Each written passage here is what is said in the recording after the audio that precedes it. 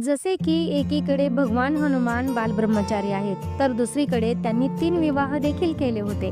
पण या तिघांची परिस्थिती आणि काळ खूपच मनोरंजक आहे. विवाहित बजरंग बली यांचे तेलंगणात एक मंदिर आहे, जिथे त्यांची पत्नी सुर्वाचलासह भगवान हनुमानांचे मंदिर आहे. हे एकमेव मंदिर आहे जे बजरंग बलीच्या लग्नाचे प्रतीक मानले जाते. बालब्रह्मचारी राहिलेल्या भगवान हनुमानांचे 3 विवाह का आणि कसे झाले, त्यांच्या विवाहाचे वर्णन पौराणिक ग्रंथांमध्ये अनेक ठिकाणी आले आहेत.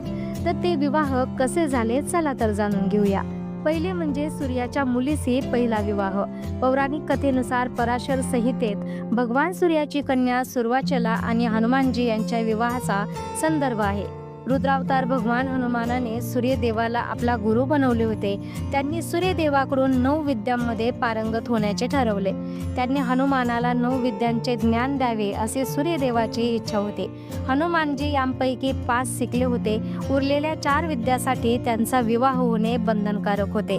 अशी स्थिती पाहून सूर्यदेवाने आपल्या मुलीचे लग्न हनुमानजीशी लावून दिले. पण लग्नानंतर सुर्वाचला कायम तपश्चर्येत मग्न झाली. यासोबतच हनुमानजीने त्यांच्या इतर 4 विद्यांचे ज्ञानही प्राप्त करण्यास सुरुवात केली. अशा प्रकारे लग्न होऊनही हनुमानचे ब्रह्मचर्य व्रत मोडले नाही. ब्रह्मचर्य मात्र कायम राहिले. सूर्यदेवाने हनुमानजींना सांगितले होते की लग्नानंतर सुर्वाचला पुन्हा तपश्चर्या करेल आणि तसेच झाले. हनुमानजींनाही त्यांच्या उरलेल्या 4 शिक्षणांचे ज्ञान मिळू लागले. दुसरं म्हणजे रावणाची कन्येशी विवाह झाला होता. पौमचरितमधील एका घटनेनुसार रावण आणि वरुण देव यांच्यातील युद्धाच्या वेळी वानर राजा हनुमानाने वरुण देवाच्या वतीने रावणाशी युद्ध केले आणि त्यांच्या सर्व पुत्रांना ओलीस बनवले. असे मानले जाते की युद्धातील पराभवानंतर रावणाने आपली कन्या अनंग कुसुमा हिचा विवाह हनुमानाशी केला.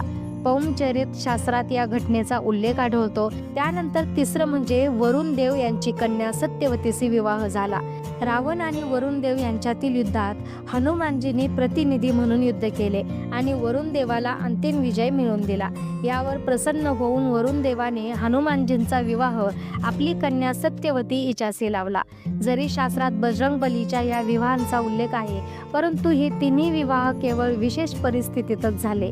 त्याचवेळी असे देखील म्हटले जाते की भगवान हनुमानांचे कधीही आपल्या पत्नींशी वैवाहिक संबंध ठेवले नाहीत, म्हणूनच तो जन्मभर ब्रह्मचारी राहिले.